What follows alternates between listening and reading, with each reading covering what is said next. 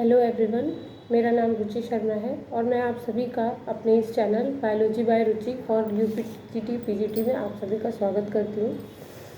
दोस्तों, आज सुबह बहुत अच्छी न्यूज़ मिली आयोग की तरफ से, तो सोचा एक वीडियो बनाकर आप तक शेयर कर ली जाए। न्यूज़ ये है कि शिक्षा सेवा चयन आयोग भर्तियों के लिए तैयार, पोर्टल ऑन बोर्ड। इसका मतलब है आयोग क्रियाशील है और आयोग के अंदर बहुत गतिविधियां तेज़ी से चल रही हैं और इसका परिणाम हमको ज़रूर एक दिन देखने को मिलेगा।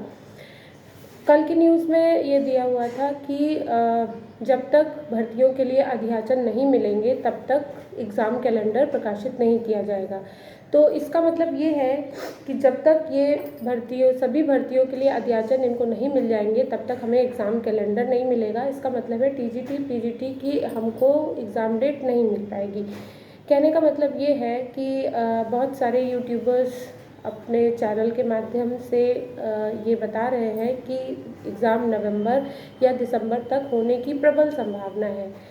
तो आप सब ये बताइए, जब अभी तक एग्ज़ाम कैलेंडर नहीं तैयार है, परीक्षा नियंत्रक की नियुक्ति कल हुई है, तो मुझे नहीं लगता कि इतनी जल्दी इतने बड़े स्तर की परीक्षा को आयोजित कराया जा सकता है।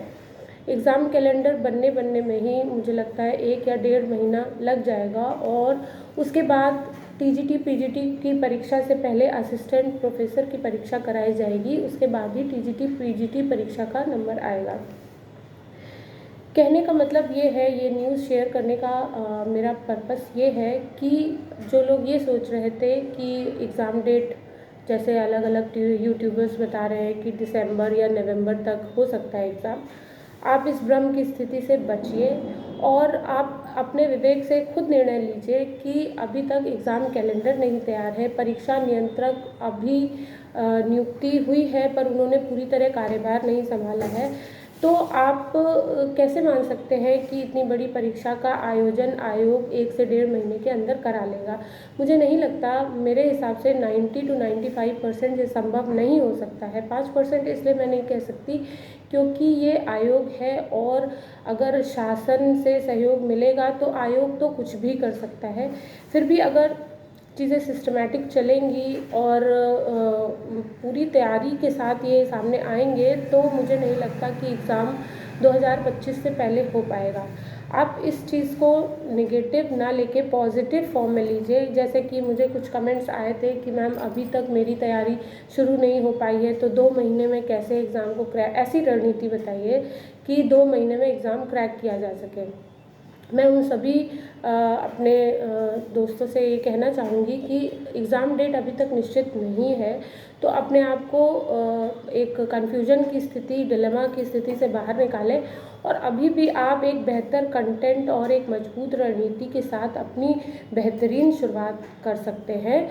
ज़रूरत है आप अपने आप को पहले कंसंट्रेट करिए, एक चीज़ पे फोकस करिए और उसके बाद ही अपना लक्ष्य निर्धारित करने के बाद ही आप अपनी जो है कंटेंट को रेडी करिए और तैयारी को स्टार्ट करिए। अलग अलग यूट्यूबर्स मैं देख रही हूँ, काफ़ी न्यूज़ आ रही है कि अगला आपका टीजीटी पीजीटी एग्ज़ाम नवंबर लास्ट या दिसंबर एंड तक 100% हो जाएगा। तो मुझे इसमें कोई बहुत सच्चाई नहीं लगती है और मुझे कोई इसमें बहुत ही मतलब ऐसे बहुत मजबूत बात ये नहीं लगती है कि दिसंबर तक एग्ज़ाम हो पाएगा। बहुत मुश्किल है। आयोग अभी नया नया बना है तो आयोग के पास अपने इंटरनल वर्क, बहुत सारे पेंडिंग वर्क है, उनको निपटाने के बाद ही वो एग्ज़ाम कैलेंडर बनाने के लिए मतलब अपने आप को रेडी कर पाएंगे और एग्ज़ाम कैलेंडर बनने के लिए ही उसके पहले अभी अध्याचन मिलेगा। मतलब इन सब चीज़ों को करते करते 2 से 2.5 महीना मिनिमम लग जाएगा। उसके बाद आपको एग्ज़ाम डेट दिखाई देगी और एग्ज़ाम डेट ऐसा तो नहीं है कि आज एग्ज़ाम कैलेंडर बना तो उसके बाद आपको तुरंत की एग्ज़ाम डेट मिल जाएगी। एग्ज़ाम डेट क्लियर होने के बाद भी आपको 2 से 2.5 महीना तब भी मिलेगा। तो हम ये मोटा मोटा हम ये कह सकते हैं कि 2025 फरवरी तक हमको, अगर जैसा मैं सोच रही हूँ वैसा होता चला गया तो 2025 के फरवरी मंथ में मोस्ट एक्सपेक्टेड है कि शायद असिस्टेंट प्रोफेसर के एग्ज़ाम के बाद टीजीटी पीजीटी की परीक्षा तिथि मिल पाए। तो ऐसे समय में इस चीज़ को बहुत निगेटिविटी से ना लें कि एग्ज़ाम एक बार फिर से डिले हो रहा है। ठीक है, आयोग की जो गतिविधियां हैं हम उनमें हस्तक्षेप नहीं कर सकते हैं। हम अपने कार्यों पे ध्यान करके और जो हम कर रहे हैं हम उसी पे कंट्रोल कर सकते हैं। हम आयोग की गतिविधियों को ना ही कंट्रोल कर सकते हैं और ना ही हमारा उसमें कोई रोल है कि हम जो है अभी डेट नहीं निकली है तो हम एग्रेसिव हो जाए, हम ये कर ले, हम वो, हमारा उन चीज़ों पे कंट्रोल ही नहीं है। तो उन चीज़ों को सोचकर हम अपना समय ही बर्बाद करेंगे, अपनी एनर्जी बर्बाद करेंगे। इससे बेहतर ये है कि आप जो रेगुलर स्टडीज़ कर रहे हैं, जो सीरियस एस्पिरेंट हैं, वो उनके लिए तो अपनी तैयारी को और धार देने का समय है। मतलब आप अपनी तैयारी को और मजबूत कीजिए। जो आप टॉपिक काफ़ी पीछे पढ़े हैं, अभी तक नहीं पढ़ पाए हैं, उनको दोबारा से उठाइए और दोबारा से रिवाइज़ करिए। जो जैसे कि हाउस वाइफ्स हैं या जो वर्किंग पर्सन्स हैं जिनको अपने डेली रूटीन में इतना समय नहीं मिल पाता है कि वो मतलब उनको ये लग रहा था अब सरेंडर करने की स्थिति, अब कुछ नहीं हो सकता है, तो ऐसी चीज़ों को आप पॉजिटिविटी में लीजिए। और कुछ नहीं तो मिनिमम अभी भी आपके पास 3 से 3.5 महीने का वक्त है। ऐसे समय में आप क्या कर सकते हैं, अपनी जॉब को करते हुए और जो घरेलू महिलाएं हैं अपने सभी जिम्मेदारियों के साथ भी अगर वो पॉजिटिवली अपने लक्ष्य के प्रति बहुत समर्पित हैं तो अभी भी डे 1 से आप स्टार्टिंग कर सकती है। डे 1 का मतलब है अगर अभी भी उन्होंने कुछ भी स्टार्ट नहीं किया है, फॉर्म भरने के अलावा उन्होंने कुछ भी तैयारी नहीं करी है, तो आज भी वो अपने आज के दिन को डे 1 मान के जो है आप अपनी तैयारी स्टार्ट कर सकते हैं। मैंने इससे पहले का वीडियो जो है आपके जो तैयारी का फर्स्ट स्टेप होता है दैट इज़ सिलेबस, उस पर एक वीडियो बनाया हुआ है, आप मेरे चैनल पे जाके उसको देख सकते हैं कि तैयारी के लिए सबसे पहले हमें सिलेबस की ज़रूरत क्यों होती है, क्यों हमें सिलेबस के बिना पढ़ने से हमें आगे किन किन दिक्कतों का सामना पड़ सकता है। तो मेरा टोटल जो है कहने का पर्पस यही है कि आपको चयन में क्या चल रहा है उन चीज़ों से अवगत कराऊं। साथ में जो आयोग जैसे चल रहा है हम उसके पैरेलली अपनी तैयारी की स्पीड और डेप्थ में ले जाके या उसको और जो है और ज़्यादा मजबूती के साथ हम आगे बढ़ सकते हैं। जैसे जैसे चयन आयोग अपनी गतिविधियां दिखा रहा है हमें अपनी तैयारी को भी उसी स्पीड और उसी गहराई के साथ लेकर आगे बढ़ना चाहिए। तो आशा करती हूँ कि मेरे इस वीडियो से आपको कुछ जानकारी मिली होगी और आप अपने अंदर कुछ पॉजिटिविटी फील कर रहे होंगे। साथ में जो हाउसवाइफ्स हैं या जो वर्किंग पर्सन्स हैं, कुछ जो हमारे साथी बहुत अधिक समय नहीं दे पा सकते तैयारी को और अपने टीचिंग प्रोफेशन या किसी अन्य प्रोफेशन से जुड़ गए हैं, क्योंकि सबकी स्थिति बराबर नहीं हो सकती है। मान लीजिए हम सभी एक मजबूत स्थिति में नहीं होते, हमें घर को भी चलाना है, हमें अपने परिवार को भी देखना है, तो हो सकता है उन्होंने अपने खर्च चलाने के लिए किसी प्रोफेशन को अपना लिया हो या किसी प्राइवेट स्कूल में पढ़ाने लग गए हो। तो आप अभी भी निराश मत होइए, आपके पास अभी भी बेहतरीन समय है। मुझे तो ये लगता है कि जो वर्किंग टीचर्स हैं या जो घरेलू महिलाएं हैं वो ज़्यादा डिवोटेड हो सकती हैं, क्योंकि उनको अपने समय की अहमियत का पता होता है। समय की अहमियत का कैसे पता होता है, क्योंकि जो हाउस वाइफ्स हैं उनके दिन का एक एक हिस्सा काउंटेड होता है, उनके दिन का एक एक सेकंड निश्चित होता है कि उन्हें अब क्या करना है, नेक्स्ट स्टेप पे क्या करना है।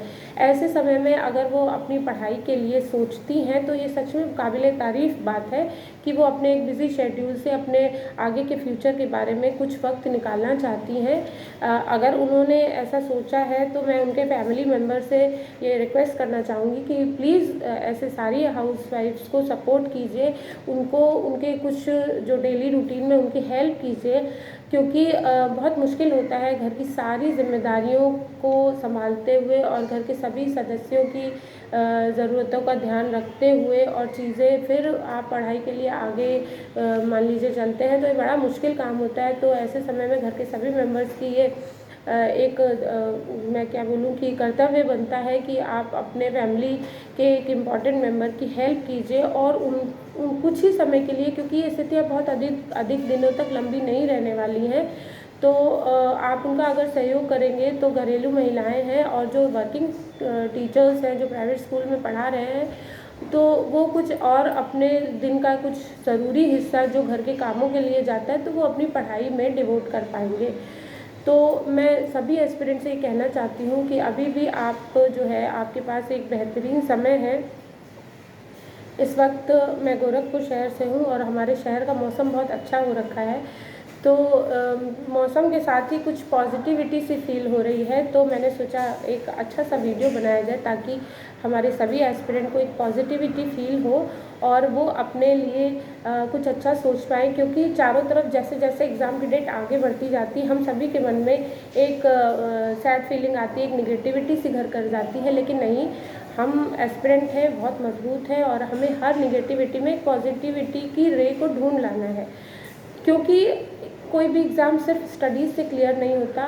ये परीक्षा आपके पढ़ाई के साथ साथ आपके धैर्य की भी परीक्षा होती है कि आप कितने लंबे समय तक धैर्यशील बने रह के, पॉजिटिव बने रह के, शांत रह के अपनी पढ़ाई को कंटिन्यू कर पाते हैं। तो हो सकता है मेरी इन बातों का आपको ज़रूर कुछ आपके मतलब आपको मदद मिली हो। तो आई होप आपको मेरा ये वीडियो पसंद आया होगा।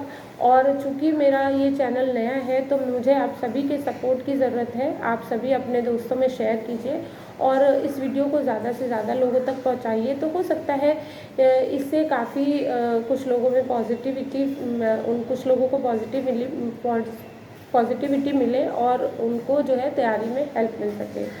तो इसी के साथ मैं अपने इस वीडियो को एंड करती हूँ। प्लीज़ मेरे चैनल को सब्सक्राइब कीजिए, लाइक कीजिए और शेयर कीजिए। आगे के वीडियो में मैं इसी तरह कुछ महत्वपूर्ण बिंदुओं के साथ आपसे मिलती रहूँगी। तब तक के लिए धन्यवाद।